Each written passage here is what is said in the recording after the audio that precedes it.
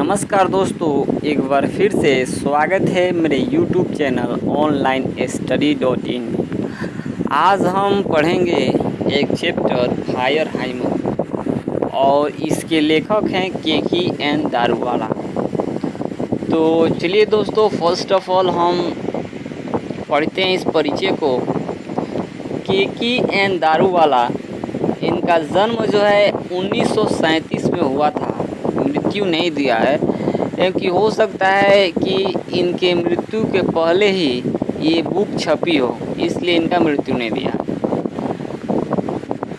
The recipient of Sahitya Akademi award and Commonwealth poetry award, इनको साहित्य अकादमी और Commonwealth poetry award से नवाजा गया था। Is a landscape poet of eminence and a well-known writer of short stories। ये एक लैंडस्केप राइटर हैं।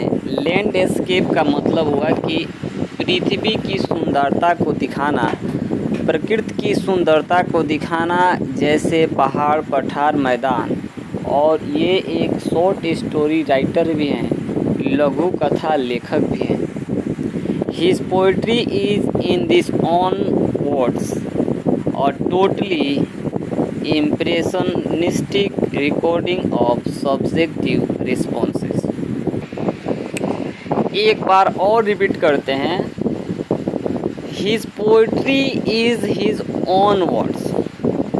उनकी कविताएं जो हैं वो उनकी शब्दों में बोले तो ये टोटली इम्प्रेशनिस्टिक थे, मीन्स प्रभावकारी थे। और ये किस पर कविताएं थी? तो ये कविताएं थी सब्जेक्टिव रिस्पॉन्स। सब्जेक्टिव मीन्स समझ लीजिए व्यक्तिगत, रिस्पॉन्स मीन्स प्रतिक्रिया। ये व्यक्तिगत प्रक्रिया पर इनकी जो कहानी थी। He claims his poems to be rooted in the rural landscape and hence earthy. वे क्लेम करते हैं। क्लेम का मतलब होता है दावा कर। क्लेम का मतलब होता है दावा करना। ओके, तो ये क्लेम करते हैं कि इनकी जो कविताएं हैं ये रूरल लैंडस्केप हैं, मीन्स ग्रामीण जीवन से संबंधित है। और इसलिए ये जो हैं इनकी कविताएं अर्थी भी हैं। अर्थी का मतलब हुआ कि नेचर से संबंधित पृथ्वी पर जितने सारे पहाड़, पठार, मैदान हैं इनसे संबंधित है। He shuns sophistication as he thinks that it while adding grows. Shun का मतलब होता है दूर रहना। SHUN, सन का मतलब होता है दूर रहना। तो किससे दूर रहते हैं? सोफिस्टिकेशन का मतलब होता है कि बनावटी। तो ये जो बनावटी चीज़ें होती हैं जिसमें मिलावट होता है, ठीक है, तो वे इन चीज़ों से दूर रहते हैं। एज ही थिंक, और जैसा कि वे सोचते हैं कि while adding gloss takes away the power of words। Gloss का मतलब होता है टिप्पणी। जबकि कोई इंसान टिप्पणी करता है बिना किसी काम का, तो takes away the power of words. Words का मतलब होता है कहानियाँ, कविताएं। तो जो है कहानियों, कविताओं के जो पावर हैं, शक्ति हैं, वे दूर चले जाते हैं। उनमें वो शक्ति नहीं दिखता है, वो प्रभाव नहीं दिखता है। जब बिना आवश्यकता के आप उसमें मिलावट करेंगे, उसमें ग्लॉस ऐड करेंगे, टिप्पणी करेंगे, तो उनकी सुंदरता जो है उन कहानियों के, वे दूर चले जाते हैं। The themes of this poetry are love, death, domination, cynicism, plight of human society and violence। अब देखते हैं कि इस पोयम का थीम क्या है। तो इस पोयम का थीम है लव, प्यार, डेथ, मृत्यु, डोमिनेशन। डोमिनेशन का मतलब होता है प्रभुत्व, बोलबाला।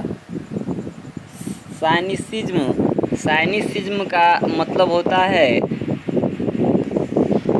कुटिलता, फ्लाइट ऑफ ह्यूमन सोसाइटी, और जो मानवीय समाज की जो दुर्दशा है उसके बारे में, और एंड वायलेंस के बारे में। वायलेंस का मतलब होता है हिंसा के बारे में।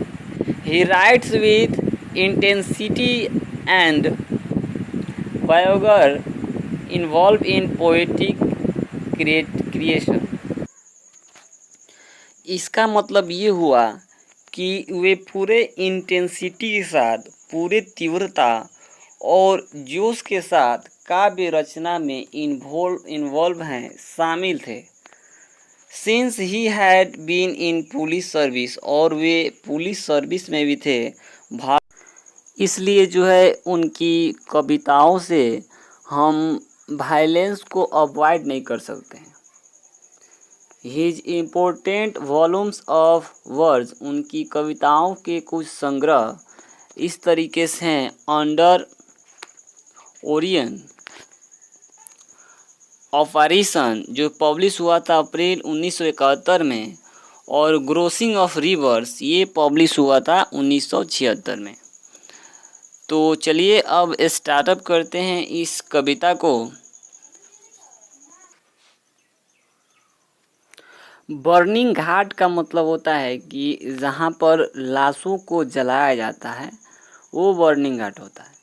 तो बर्निंग घाट से इरप्ट हो रहा है, निकल रहा है फास्फोरेसिन। फास्फोरेसिन का मतलब होता है कि प्रकाश निकल रहा है। And wandering ghost lights frightened passers by. और क्या हो रहा है कि वांडरिंग गोस्ट, रात का समय है तो वहाँ पर जो पिशाच हैं, भूत हैं, वे भी वांडरिंग कर रहे हैं, इधर उधर घूम रहे हैं, और उनसे जो प्रकाश निकल रहा है वो भी क्या कर रहे हैं, वो भी फास्फोरेसिन कर रहे हैं, प्रकाश, उनसे भी प्रकाश निकल रहा है। और ये देखकर जो पासर्स हैं, पासर्स मतलब होता है जो राही हैं, वे लोग डर रहे हैं। फ्राइटन मतलब होता है डरना। As moonlight scuttled among the bones, once strolling down past river bank and ghat. इन पंक्तियों में कवि कह रहे हैं कि as moonlight scuttled among the bones, ऐसा लग रहा था जैसे कि मून लाइट मीन्स चंद्रमा का प्रकाश स्कटल्ड हो रहा है among the bones, हड्डियों के बीच से निकल रहा है। वंस स्ट्रोलिंग, एक बार घूमते हुए, स्ट्रोलिंग मतलब होता है घूमना, भ्रमण करना। At dawn past river bank and ghat, एक बार जो है घूमते हुए ये जाते हैं नदी के किनारे, नदी के किनारे। एंड घाट, उस घाट पर we saw embers losing their cruel redness to the grey ash the swallows all half cooked limbs। मीन्स we saw embers, मतलब कि हमने एम्बर्स देखा। यहाँ पर वी का यूज़ किया गया है, मीन्स यहाँ पर कोई एक आदमी नहीं है, यहाँ पर कवि हैं और उनका बेटा है। we saw embers, हमने अंगारों को देखा। losing their cruel redness, जो अपने लालिमा को, रेडनेस को खो रहे थे। To grey ash that solo, खो रहे थे कैसे, ग्रे एस में, एस का मतलब होता है राख, जो राख में खो रही थी उनकी लालिमा। और ऐसा लग रहा था कि वो जो है, वो जो राख है वो स्वालोज आल, वो सबको निगल चुकी है, पूरे शरीर को निगल चुकी है। मतलब कि उस राख में जो है किसी लाश को, किसी मृत शरीर को जलाया जा चुका है। half cooked limbs bore witness to the fire's debauchery। और जो हाफ कुक्ड लिम्स थे, लिम्स का मतलब होता है अंग, लिम्स का मतलब होता है अंग। तो जो आधे पके हुए, अभी जो पूरे जले नहीं थे अंग, वो जो लिम्स थे वे विटनेस थे। किसका विटनेस थे? फायर्स डिबोचरी। डिबोचरी का मतलब होता है इमोरल बिहेवियर, मतलब कि अनैतिक बिहेवियर। इसका पूरा मतलब ये हुआ कि जो ये आधे पके हुए अंग हैं वे इस बात का गवाह हैं कि आग जो है, आग का अनैतिक बिहेवियर है। मीन्स आग भी अपना काम ठीक से नहीं कर रहा है। My father said you see those half burn fingers. मेरे पिताजी कहें कि तुम देख रहे हो इन हाफ बर्न फिंगर्स को, आधी जली हुई अंगुलियों को। एंड बोन स्टॉप्स, स्टॉप्स का मतलब होता है जलने के बाद जो अवशेष रह जाते हैं उनको स्टॉप्स बोला जाता है। तो बोन स्टॉप्स का मतलब हुआ कि जली हुई हड्डियाँ का जो अवशेष बचा हुआ है उनको बोन स्टॉप्स कहा गया है। The fire eight times, the fire आग एट टाइम्स कभी कभी फॉरगेट्स इट्स डीड, वे कभी कभी इट्स डीड अपने मृतकों को भूल जाती है। और Zoroastrian I my child fingers clenched into a little knot of pain. यहाँ कवि कह रहे हैं कि अ जोरोस्ट्रियन आई मीन्स मैं एक जोरोस्ट्रियन हूँ। मीन्स मैं, जोरोस्ट्रियन का मतलब होता है पारसी।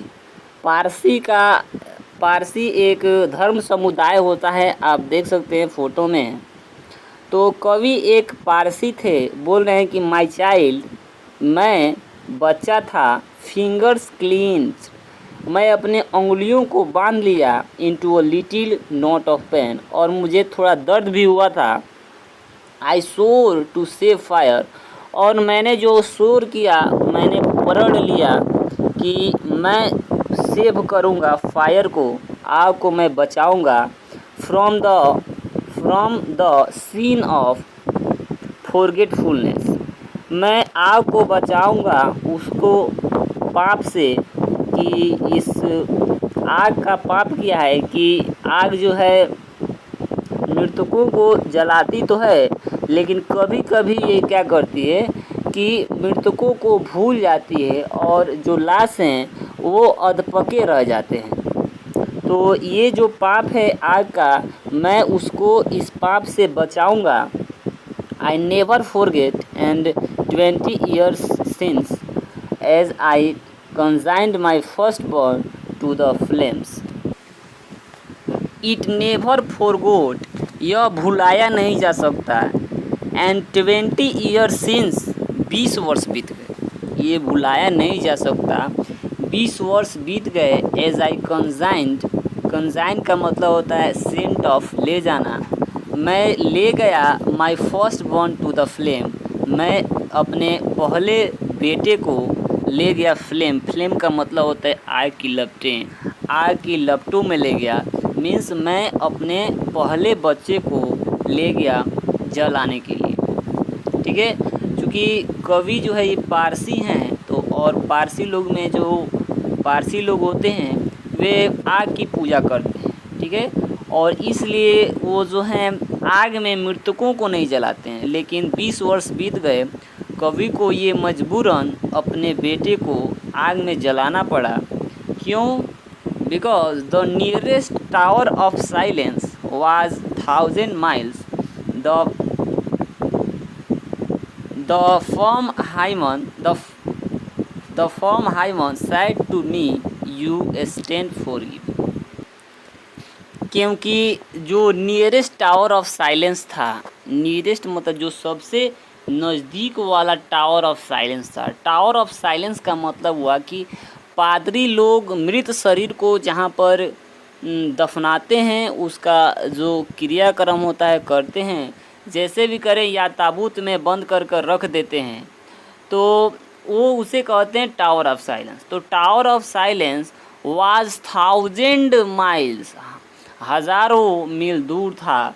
द फायर, यहाँ पर मिस्टेक हुआ, यहाँ फायर होना चाहिए, यहाँ पर जो है ये फायर होना चाहिए, FIR। The fire hymen said to me, और ये जो फायर हाइमन है ये मुझसे कहती है कि यू स्टैंड फॉरगिवन, तुमको माफ़ किया जाता है। किस लिए, किस चीज़ की माफ़ी मिल रही है कवि को? क्योंकि ये जो कवि है ना, ये कवि अपने बेटे को जो है वो जला देते हैं, और पारसी धर्म में लाशों को जलाया नहीं जाता है, आग की पूजा की जाती है। तो इसी गलती की माफ़ी दी जा रही है आग के द्वारा कवि को। ब्रोकन, मैं टूट चुका था। एट रिबिलियस, रिबिलियस का मतलब होता है बागी, बागी होता है विद्रोही होता है, बागी। एट रिबिलियस, मैं अभी बागी हूँ। आई श्योर, मैं शपथ लेता हूँ। दिस टाइम, मैं इस समय शपथ लेता हूँ।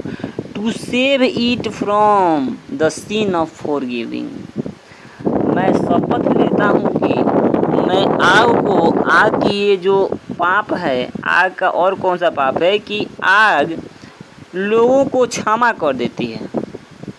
आग में तो लाशों को नहीं जलाना है पारसी धर्म में, और कोई अगर जला देता है तो आग उसको क्षमा कर देती है। और इस पाप से भी मैं आग को बचाऊंगा, इस पाप से भी मैं आग को बचाऊंगा। ठीक है, तो इस तरीके से ये इसका हिंदी एक्सप्लेनेशन समाप्त होता है।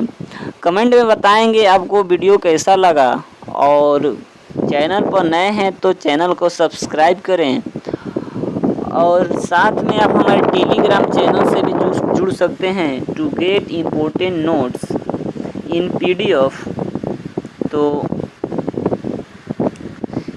आगे मिलते हैं एक नए वीडियो के साथ, तब तक के लिए जय हिंद जय भारत।